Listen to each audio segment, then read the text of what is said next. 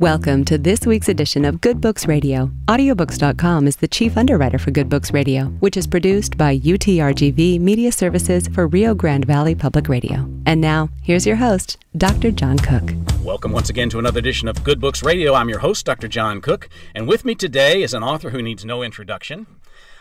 His name is William F. Strong. He's a student of all things Texas, and he began sharing stories from Texas vignettes on public radio stations, most recently on the Texas Standard News Show's 30 stations.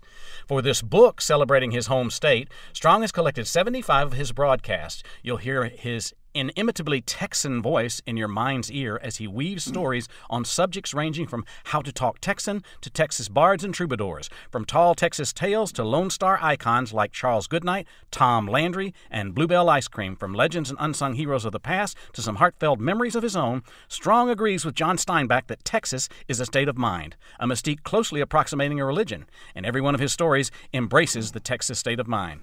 Dr. Strong, welcome to the program. Thank you. You know, if you're going to be an authentic Texan, you're going to have to slow down. Okay, well, let me work on that. Well, let's start with how this all came about. So, it says on the back of the book, then in 2000 you began sharing stories from Texas, but that's a lie, isn't it? That is. Well, you notice on the front it says some of them are true.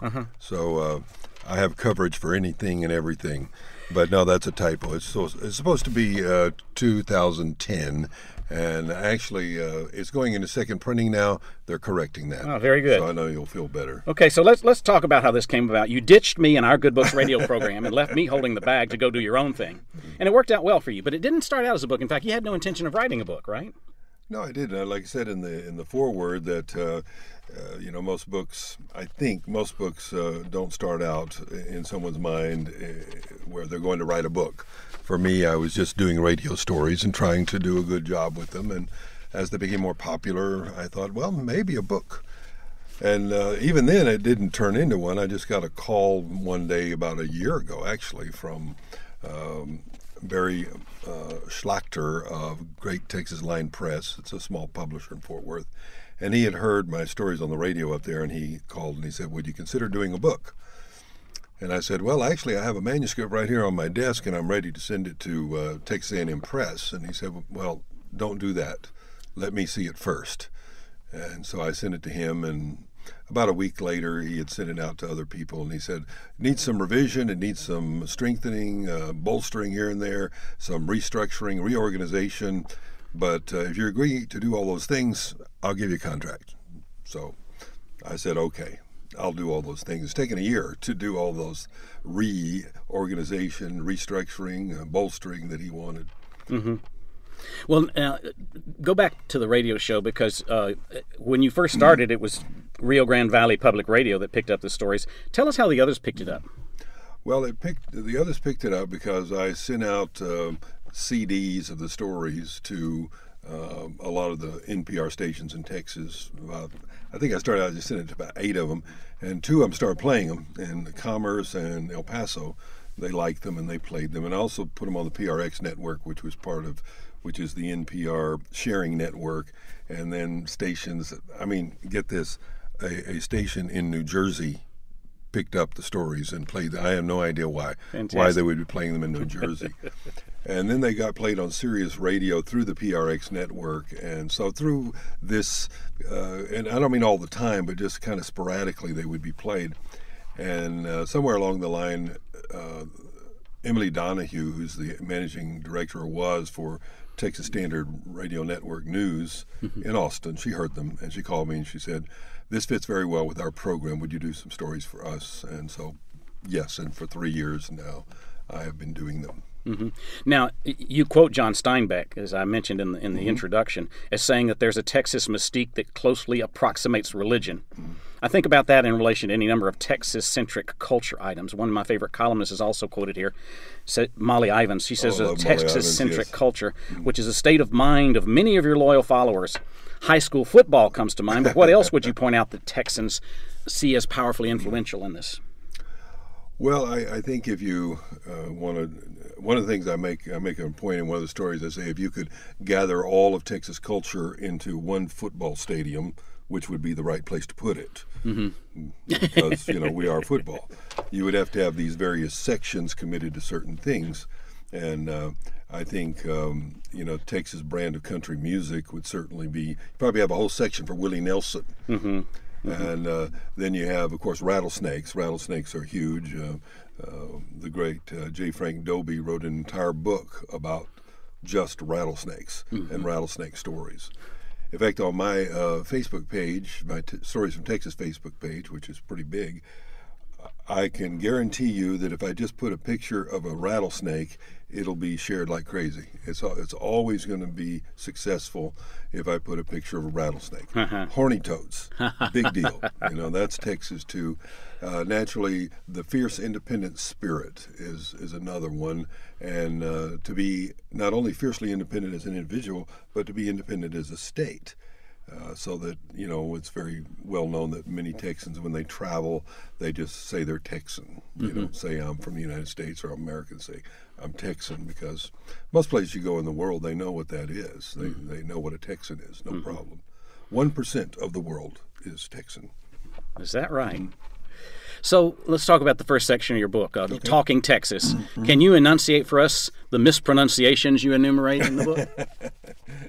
Well, this is kind of tongue-in-cheek, that there are a lot of things that we mispronounce, and then a lot of Texans say, no, the rest of the world's mispronouncing them. We're correct. But what page is that on? 13, 14. 13 and 14. It kind of reminds me when I was, when we had our textbook that we wrote years ago, and we used that textbook in class.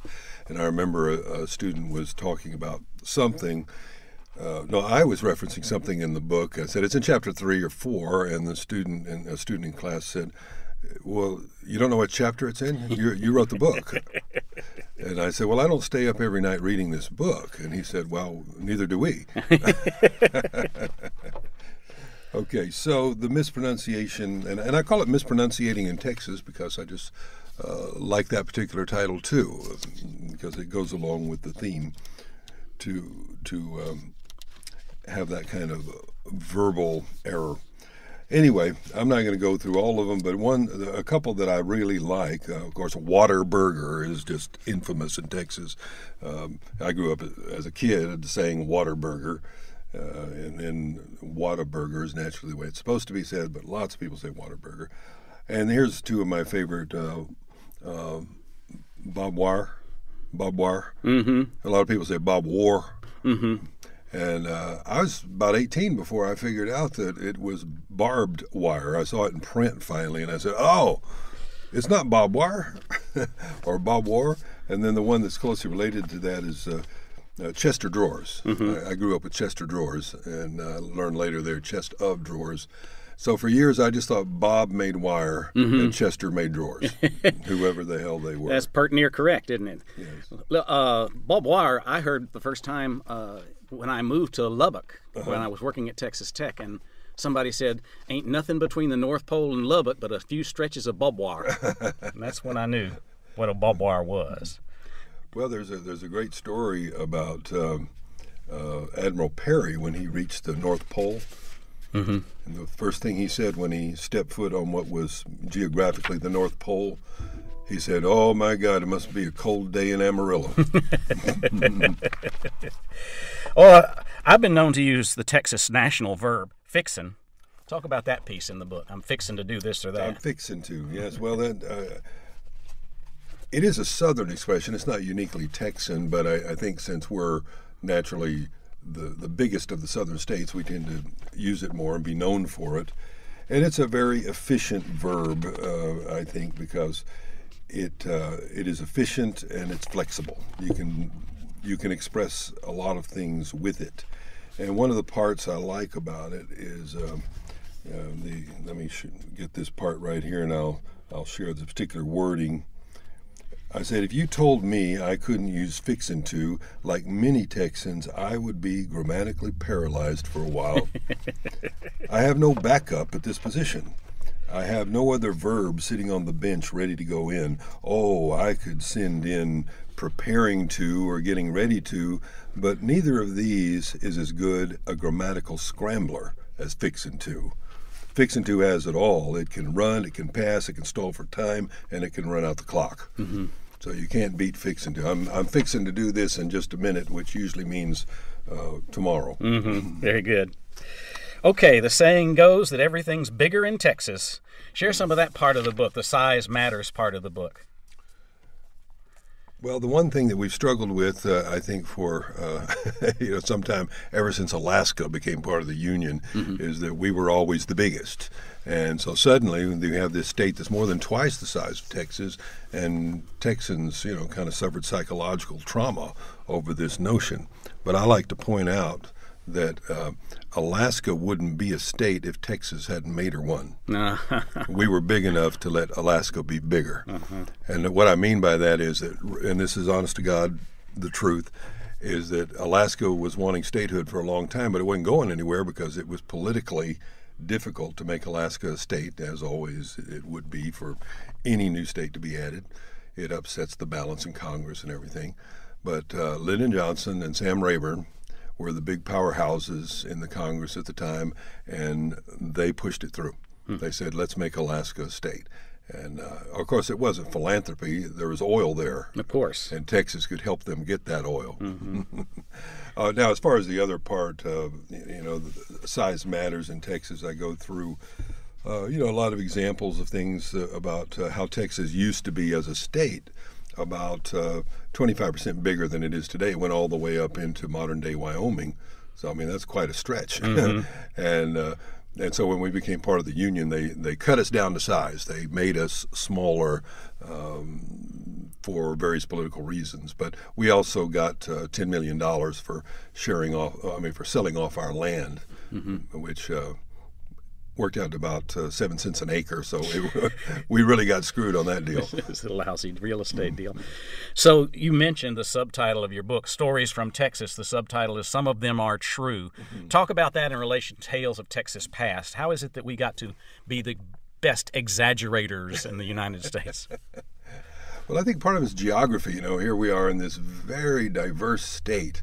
We have enormous forests, the big thicket in the east, and we have high mountains in the west, and they may not be so tall, but they're rugged and desert-like, and they have temperatures out in Big Bend, go to 110, 115. So we had this landscape that was varied, and it was distant from the rest of the country, and so it produced people that were fiercely independent and strong and determined, you might say, to live on their own. I mean, those Texans who lived out on the frontier facing the Comanches and the Apaches, those were incredibly brave people to be out there. I mean, a lot of them, of course, died in very ugly ways for just wanting land, I guess. So in any case, the stories that came out of this kind of wild geography would naturally be wild and exaggerated too, but it goes way back. You can see old postcards from Texas in the 1800s of giant jackrabbits with cowboys riding on the backs of giant jackrabbits, and you can see lots of jokes about how long it took to cross Texas. There was a story, this Texan, I forget the name of the guy who said it, but he was trying to point out how big Texas was. He said if a family came into Texarkana with a newborn baby in a covered wagon, and they traveled all the way to El Paso. By the time they got to El Paso, that child would be in the 5th grade. And that's when they repeat the 3rd grade. Well, I want our listeners, or should I say my listeners, now that you've ditched this program, I want our listeners to know about the Colt 6-shooter, because that's a big deal. Yes, it is. Well, in fact, this goes along with what you just asked about the Texans, the exaggerated size of the state and the people, because it was Colt who invented the 6-shooter, and it was so heavy that he said it'll take a Texan to hold it. But anyway, it's interesting because the 6-shooter, well, it was actually before that there was a 5-shooter. And the 5-shooter wasn't going anywhere. You couldn't sell it to the Army. They were still into long guns and rifles, bayonets, and nobody wanted them. Nobody wanted those pistols. But the Texas Rangers had picked them up, and they discovered that in fighting the Comanches, these were exceptionally valuable because they were really getting beat up by the Comanches, because the Comanches were better horsemen, and the Comanches already had a rapid-fire weapon called a bow and arrow, and they could put 7 arrows, in a ranger, but while he was reloading his long rifle.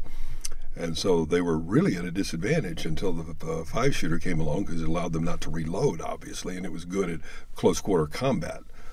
And there was a guy named Samuel Walker, not Cordell Walker's relative or anything. But this is Walker, Texas Ranger. This is Walker, Texas Ranger, the real Walker, Texas Ranger. And he was part of this group that was fighting the Comanches. And so he went up to talk to Samuel Colt. And he said, here's what we need. And he helped him remake that gun to make it stronger, make it heavier, so it was good for hitting people on the head in battle. And made it a 6-shooter for better balance, and all of that. And that's why, Colt, when he produced it, it was so much heavier than the 5-shooter. He said, my God, it's going to take a Texan to hold this thing. So anyway, they took that back. And this is another interesting thing. When Zachary Taylor was going to invade Mexico in the Mexican-American War, he wanted a bunch of Texas Rangers to come along as scouts, because they were obviously well known for this sort of guerrilla warfare. And they said, okay, we'll come, but we want some Colt 6-shooters. So he ordered 1,000 of them. And here's another little tidbit, is that since Samuel Colt at the time, he didn't have even the prototype to work with, because it had never gone anywhere. He was virtually bankrupt. He had to put an ad in the paper to get someone who had one to sell it back to him. Oh my gosh. And he used that as a prototype, and then he got Eli Whitney, who invented the cotton gin. Eli Whitney helped him produce the guns. Yeah, Eli Whitney's also known for making interchangeable parts, so that was a great help in manufacturing, right? And so that's anyway how it got made. And I always like to say that this was the best marketing Colt could ever had, because he had the Texas Rangers with his guns, and the other Army guys would see the Rangers with them, and they'd say, I want those. And then, of course, the average man wanted them too now. And that's why they called it another version of it was the Peacemaker, which, the famous saying that God made some men big and some men small, but Samuel Colt made equals of them all. Yes. And I think Wyatt Earp had one of those at one time as well. I also remember when you recorded the show, us talking about Judge Roy Bean. Oh, I love Judge Roy Bean. Here's a chance to separate fact from legend. Well, one of the things I like to say is that, Judge Roy Bean was famous for saying, try 'em first and hang 'em later. And so he had this real tough talk. But fact of the matter is, we can't find evidence he actually hung anybody, and I'm sad about that. Is that wrong? He was really kind of a prankster, you might say, in a way. He was a P.T. Barnum with a badge, where he liked theater. He liked to put on the big con. And what he would do often is he would find, some particularly young guy. He'd like to do this to the younger ones that were accused of something pretty bad, but maybe not murder. And he would put them in jail and have a trial and tell them they're going to be hung tomorrow. He would build the gallows so they could see it being built. And then at night he would leave the door open so they could escape. And then they would escape, and they would never be seen in those parts again. So it was his way of running out the riffraff, scaring them good, and keeping his reputation as the law and order judge. Now, there was a judge over in Fort Stockton who did hang a lot of people. So there are those who feel like the myth got merged with this other guy. But he was a lot of fun. I mean, he would have been a fun guy to hang out with. My favorite thing that he would do is he had the saloon right there on the railroad track. And so the railroad would stop its train there, and people would get out to get drinks in the saloon. But he never had any change. So if someone got a beer, let's say for $0.25, and they paid $1, then he would not give them their change because he would never have any. They'd say, but you owe me 75 cents. And then if they raised too much hell, he would fine them 75 cents for disturbing the peace. Speaking of icons, How about a man that needs no introduction, our coach of the Dallas Cowboys? What struck you when researching our Texas icon, Tom Landry? Why, I got the idea for looking into Landry. I said, what am I going to say about Landry that hasn't already been said? I'm aware that most people, when they think of Landry, they think of one word, class. Mm-hmm. That's often the thing. One classy man. Mm-hmm. And I really believe, given the great love there is for the man, that if you were to list the top 10 Texans of all time, you would have Davy Crockett, and you would have Sam Houston, and you would have Tom Landry. I mean, he would be up there, kind of in the top 10, even though he didn't live in those times. But as I started looking at it, I said, I wonder what his best season of football was. Obviously he won Super Bowls, 2 Super Bowls. He was in 5, and in some of the really most classic playoff games before there was even a Super Bowl. Mm-hmm. And I said, I wonder what his best season was. And I started looking back, and I found interesting that his finest season, a truly undefeated season, was high school. Mm-hmm. And so I spent a lot of time writing about that season where his team was only scored on once in the entire season. Wow. And they won essentially the state championship that year. And they played both offense and defense. So he was on both sides of the ball. He was quarterback, and then he was defensive back. Mm-hmm. And it's kind of funny because the one touchdown made against them was scored by Donna High School, and there was an interference call in the end zone, and it was Landry's fault. Oh, wow. And so his friend said to him later, well, it's kind of interesting when you're the only one who made pro among us, and yet you were the weak link in our season. I may ask you to pick some of your favorite stories if we have time, but first, let's talk about the listener's obsession with Lonesome Dove. That apparently catches more attention than anything else. Well, I like to say the Lonesome Dove is kind of the Iliad of Texas.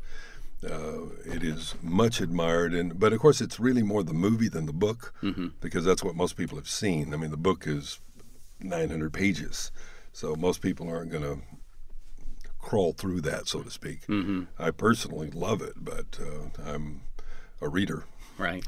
And actually there are 4 books in the Lonesome Dove series, so I'm always writing to people and they say, I'm so sad there's no more Lonesome Dove. I say, well, you got 3 more. There's 3 more in the series. There are 2 that are prequels and 1 that is a sequel to the Lonesome Dove itself. So Lonesome Dove is the 3rd. The book itself is the 3rd in the series. But what's interesting I think the reason it strikes most people as being a beautiful story is because it is about a journey, a long journey of real men, mm-hmm. But it has love. It has a love story in it as well. And then there's lots of good quotes. Just lots. I mean, you could take 100 quotes out of that movie/book, and you could make a book of the Lonesome Dove Bible. What you might call maxims to live by. Mm-hmm. The rivers. Yesterday's gone on down the river, and you can't get it back. So don't cry over spilled milk.